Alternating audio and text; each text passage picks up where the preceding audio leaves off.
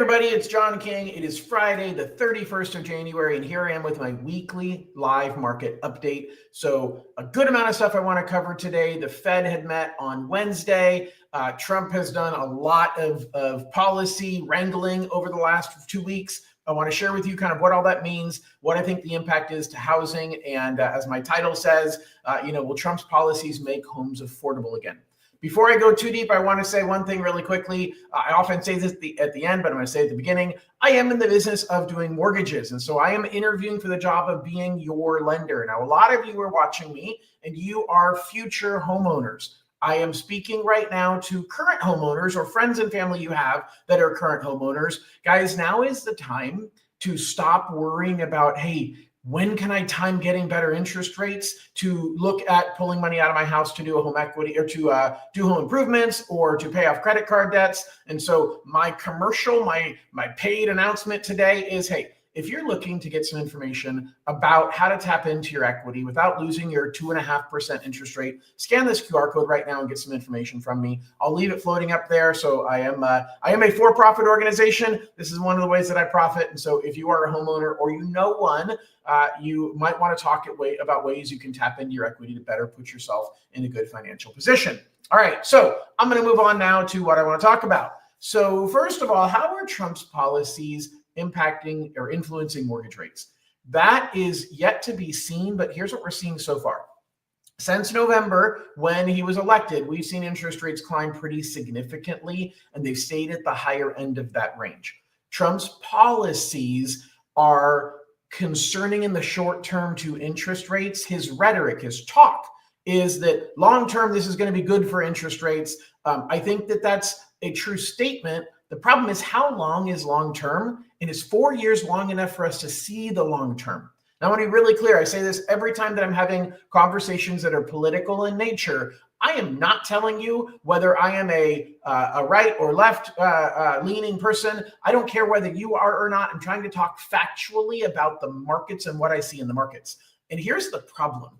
The problem is presidents are here for 4 years. Sometimes they can be here for 8 years and have a much bigger impact. The problem is Trump already had his 4. Now he's back for another 4. And a lot of these things that we implement take time to actually work. Trump's a businessman. And as a businessman, he's used to setting things in place and watching the dominoes fall over time.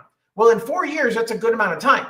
But we also know that in 4 years, he won't be the president anymore. And we don't know who the president's going to be that's going to continue picking up where he left off, or they're going to tear down what he built. It's really funny. It's funny. It's just truthful. I was looking back at some articles that talked about Trump's executive orders that he put into place the day he became the president. And the truth is, Biden did the exact same thing 4 years ago. And they kind of play games where presidents will undo something that another president did the second they get into office. I get it. I completely understand why. But for the long-term health of our economy and for our nation, it's a little frustrating when we say, hey, we're going to put together all of these policies to get us going a certain direction until somebody else is elected and all the policies are reversed going the other direction. It is what it is. It's the political environment that our forefathers created, and it's better than a lot of other alternatives. But it's definitely got its challenges. And I think, I'm not saying that I want to have presidents go longer. I'm not advocating necessarily an elimination of term limits. I'm just telling you that in the short term, the things that Trump is doing right now, tariffs, the issues that we're having with just we're trying to cut spending, which is good. And cutting spending long term should be good for interest rates.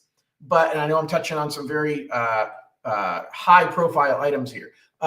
The fact is, look, if we're taking a segment of the population, I'm speaking from undocumented workers, and if we are shipping all of them, forgive me, that was an insensitive way of saying it. But if Trump is saying, hey, I don't want these people in our country anymore, whether you agree or disagree with it, the fact is we are losing a number of workers that did a lot of jobs that helped with housing. And so that's going to create a challenge as well in the short term. Do we have the labor force to fill in that void? I don't know. But when we talk about housing, 2 major things we want to talk about: interest rates and then house prices. And I think they go hand in hand. And so when we look at Trump's policies on home prices and affordability, The biggest thing that we have to look at big picture is how do we increase the number of homes that are out there? Long term, that's the only thing that's going to make homes more affordable. And that really is because it's going to keep prices where they are while our incomes keep going up. And so it's going to take time to fix it. But we have to have more homes created. Now, Trump's talking about opening up federal land to build homes on federal land. That could help, but we still have local regulatory issues. We have state and county and city governments that have regulatory challenges or burdens that they place on the ability to build more homes. And so as much as Trump from the top may be saying, hey, I'm creating these policies, it takes time for those policies to trickle down. And it takes the barriers of working through the state, the county, and the city legislature and regulatory environments to figure out, can we really increase the number of homes? So number of homes takes having land, it takes having money for it, it takes having materials for it, and it takes having labor of people who are willing to build those homes. And I think some of his policies are looking to take that labor down, which actually can be inflationary because now we're going to have to pay more for the smaller pool of labor that we have.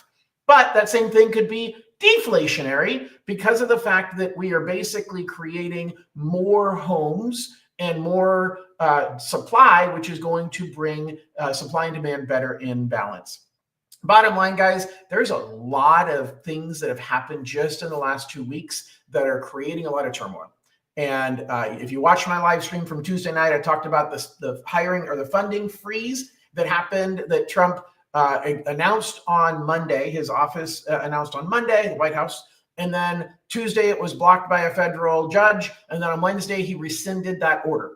So what we've got is we've got a power play. We've got a struggle going on right now, and we're all kind of in the middle of it. And if we know anything that we learned from the first time that Trump was president, he doesn't back down very easily. So I can expect this to come up again. He's definitely trying to trim spending on the government level. Trimming spending on the government level can be good when it comes to housing and the economy. And so in a way, this is going to be a good thing if he goes that direction, but it's going to leave a lot of broken issues, a lot of challenges along the way, including what has happened in the last week. So now I want to transition to, where does the Fed stand in all of this? Like, we've got a Federal Reserve that is basically saying, look, I'm just gonna wait and see what happens with employment. So we've been talking about inflation for the last 2.5 years. And that's been the name of the game that the Fed has been paying attention to. And they've said, we're done. We're done. They didn't say that, but they've implied it. We're done caring about inflation. Okay, an inflation report came out this morning. It showed 2.2% inflation between last month and this month. That's including the cost of eggs that have skyrocketed. Come back down a little bit. But we've got 0.2%. Which means that over a year, when you add those monthly numbers up, that's how they come up to the annual inflation. That means that we'd be on target for 2.4% annual inflation, and the Fed is looking for 2%. We're right there. Like, whether we're going to end up long-term at 2 or 2.5 or 3, we're right where the Fed wants us to be from an inflation perspective. And so now they're worried about employment. And they set their target at 4.3% unemployment. And so the Federal Reserve essentially said, if unemployment starts going higher than 4.3, then we are worried and we need to start lowering interest rates. But they basically built themselves a buffer. They built themselves a wall around the castle and a moat. And they've said, look, we've buffered ourselves from needing to lower interest rates anytime soon because we've made it clear we don't care. We're not focused on inflation anymore. And we're focused on jobs. And jobs have to get harmed pretty significantly to push us well above the 4.3% number. So they've built a pretty good tolerance that says the Fed's not our friend anymore. The Fed's not our enemy, but the Fed's not going to come rescue us. Now, Trump's going to scream and yell and say, I want Jerome Powell to lower interest rates, and Powell's not doing his job, and he's going to bully a little bit here and there. And whether it's going to change anything or not, legally, it's not supposed to. The Federal Reserve is supposed to be an independent department, an independent committee of regional banks that oversee monetary policy. They are not. Now, the Federal Reserve chairman is appointed by the president, And Jerome Powell was appointed, by the way, by Trump. So it's Trump's guy that's there, but Trump's still fighting with his own people. That is pretty common, as we've seen through Trump's first presidency in the last 2 weeks. He's not afraid to fight with people even within his own party. So that creates a situation where the Fed really isn't going to lower interest rates, because if they do, they look like they're kowtowing to Trump. They look like they're doing what the president is telling them to do, even though the market cycle says they shouldn't do it, which makes me nervous that the Fed is going to keep rates higher for longer simply to prove they're not doing what Trump wanted him to do. Same thing happened in the first Trump administration, and the Fed held interest rates higher longer. Now, they ended up having to drop it because we had some inflationary pressures and issues happening in 2018. Fed lowered interest rates coming into 2019. But the fact is, the Fed's not our friend right now. The Fed is in a pause environment. Now, that doesn't mean mortgage rates are going to go up from today, because mortgage rates already went up over the last 4 months, even though the Fed has been lowering rates. It's the most confusing thing. The Fed didn't lower rates in the last 3 years, except for September, November, and December of 2024. During those 4 months, the mortgage rates actually went up. It was leading up to the time that the Fed started lowering rates that mortgage rates fell. So mortgage rates move in anticipation of the Fed. And so mortgage rates fell leading up to the Fed making drops. Once the Fed started making drops, the Fed started making it clear we're not going to drop as much or as quickly as you thought. And so mortgage rates have gone up. Now the Fed is saying we're done dropping rates for now. We already knew that. That's not going to cause rates to be higher today or tomorrow. But every first Friday of the month, including next Friday, is going to be the single most important day of every single month when it comes to mortgage rates, because it's the jobs report. At 5:30 in the morning Pacific time, that report is released from the Bureau of Labor and Statistics. Next Friday, we will be talking about that report. That report is the single most important report. There are 3 different inflation reports that come out throughout every single month. So when we were focused on inflation, we had 3 different times that we could get new information. But the employment report comes out once a month. Now, there's a weekly report that comes out, but that really isn't the one that the markets pay attention to. It's the monthly one that comes out on the first Friday of every single month. Now, that report is critical. So if you're in a position right now where you're saying, hey, I'm not sure whether I should lock my interest rate or not, what should, timing wise, you have to pay attention to the first Friday of the month. Because that first Friday of the month, we are going to see interest rates moving. And we're going to see them moving more than we see any other day of the month. And what I've historically seen is what happens that first Friday of the month, what happens with the jobs report, likely influences the direction of rates the entire month. And so if you see the jobs report shows job growth and unemployment dropping, that's bad news for mortgage rates. You want to lock your rate as soon as you possibly can. If you think that's what's going to happen on the Friday jobs report, you should probably lock your rate the day before the report, because by the time the report's out, rates have already moved up. But what I find is that typically over the next 2 weeks, they move up more and more and more. So that's the thing you have to be aware of, is if you're a home buyer, a seller, or an investor right now, you want to be paying attention to the jobs report. First Friday of the month is going to be the biggest market mover of interest rates for 2025 each month. Aside from that, you really have to be thinking about, what do I need to do in this market? Because this is a market that you have to be thinking about what Warren Buffett said. And he said, I buy when others are scared, and I'm scared when others are buying. Okay, that's a paraphrase of what he said. But basically, he's saying, look, if you're doing what everybody else is doing, then you're not really going to make more or better decisions than everybody else, because everybody's doing it. But if you are doing the opposite of what everybody is doing, you have an opportunity to take advantage of off-cycle opportunities. Right now, the opportunity in housing comes down to you don't have a lot of competition. Think back if you were looking for a home in 2020 or 2021. I talked to many buyers during that time that says, oh my gosh, rates are low, prices prices they thought were high then. Imagine they're a lot higher now. But they said, look, I can afford a home. I want a home, but there aren't enough homes for sale compared to the number of people who are buying a home. I would do anything just to get an offer accepted. Well, be careful what you wish for, because now we're in the opposite boat. Now, a lot easier to get your offer accepted. Not super easy, but a lot easier to get your offer accepted because there's a lot less competition because rates are high. And now everybody says, I'd do anything to have a lower interest rate and then a more affordable payment. Be careful, because when you get to the point of having lower interest rates and more affordable payment, you can't get your offer accepted on a home. And so you need to take advantage of the market cycle if you can afford the monthly payment. Now, affordability is a challenge. House hacking is very, very popular, looking at different ways, renting out rooms in a home, being creative and co-buying with somebody else. There's lots of different strategies, and I'm going to continue to talk about those going forward. But the fact is, you need to be thinking about, how do I take advantage of this market today? And it may be tight. I may have to be house poor for a short period of time, but the opposite is you never have a home. Okay. And that's a reality for a lot of people. All right. I've talked a lot for the last 15 minutes. I do see at least one question. I've got a couple dozen people watching on different platforms. If you have any questions live right now, feel free to post that question. If you are watching recorded, post your question in the chat and I'll respond to it later. All right. So we've got a question from Import Data. Do you know the policy around renting out the property you own with the Dream for All program? You have to live in it for 12 months until after you're able to rent it out. So if you must occupy the home for a year. This isn't just a Dream for All policy. This is a policy on any residential owner-occupied purchase. If you are buying a home for you to live in and you say, I'm living there, you're going to get a better deal. Whether it's Dream for All or something else, you're going to get a lower interest rate. You're going to have smaller down payments. You're going to get a better deal simply because you are occupying the property.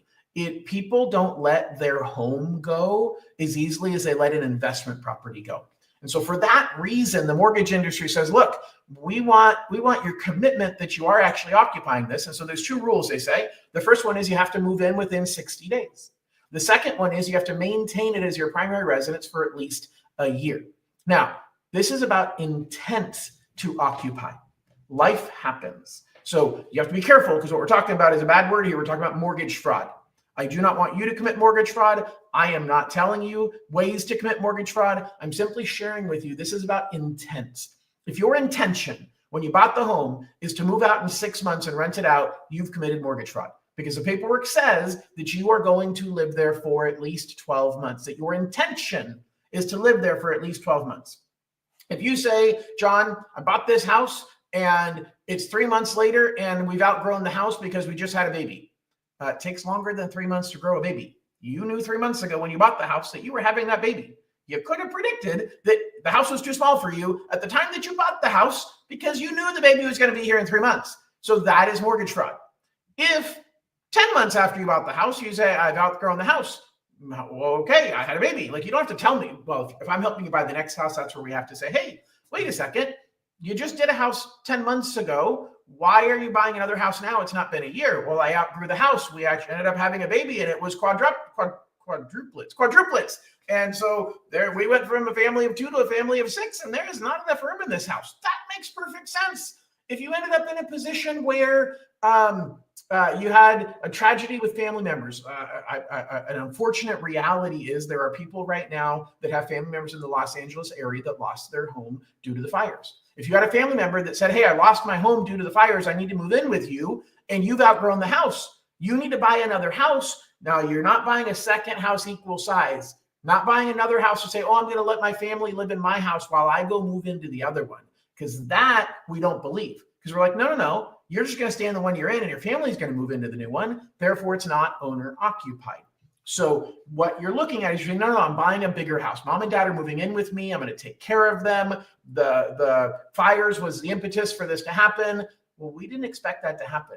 So your intention when you bought the house less than 12 months ago was not to have your tragedy strike and your parents lose their home or a family member lose their home and have to move in with you. So you didn't commit mortgage fraud. And in that case, you can move out of your current home and you can rent it out because the story makes perfect sense. That's the key. Hopefully, import data that makes sense. It's about intentions. And it's about, did you intend to rent the property out at the time that you bought the home and you were violating the agreement that you had made when you purchased the property? That's what it's all about. One more loophole here that I want to explain to you. We have a program, and this is applicable. Matter of fact, I have one person right now that's talking to me about it, where we have a program that allows you to purchase a home for a parent who cannot afford a home on their own. So maybe they have maybe they have lower income. They need to purchase a home. You don't want to put them in another rental property. You can buy a home for them and treat it like a primary residence. You can get primary residence interest rates. You can get primary residence down payment amounts. Now, you can't use down payment assistance with this. Doesn't work with Dream for All or any other down payment assistance programs. But you can actually call it a primary home because the occupant is a parent who cannot afford the home on their own. You just have to be able to afford both homes, because you're saying you're going to have a parent living there. Well, if they can't afford it on their own, then you're saying you're taking on the responsibility of making that payment. But I actually know a lot of people over the years who did that, who bought homes for their parents to live in, but they ended up financing it as an investment property because their lender didn't know they could call it a primary home, or their lender didn't have that program. So if you happen to know somebody in that situation, that's another loophole here when it comes to occupancy. I know I went a little bit on a tangent, but hopefully that was helpful. If you are watching live still, I'll hang on for another 30 seconds to answer any questions that you post. Otherwise, I just want to be clear for those of you who are showing up right now, why this is floating over my head is because I am not a nonprofit organization. And so I'm going to more regularly point out things that I do specifically. And one of the things I want to talk about is homeowners. If you own a home and you are looking at, gosh, I have high credit card debt and I've really wanted to consolidate it, but I don't, rates are too high. Well, rates aren't coming down anytime soon.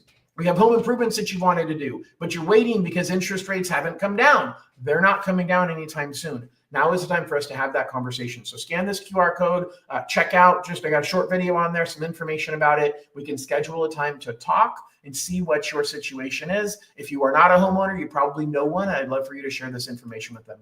Thank you, everybody, for listening. Hope you have an absolutely wonderful weekend, and we'll talk to you next week. Bye-bye.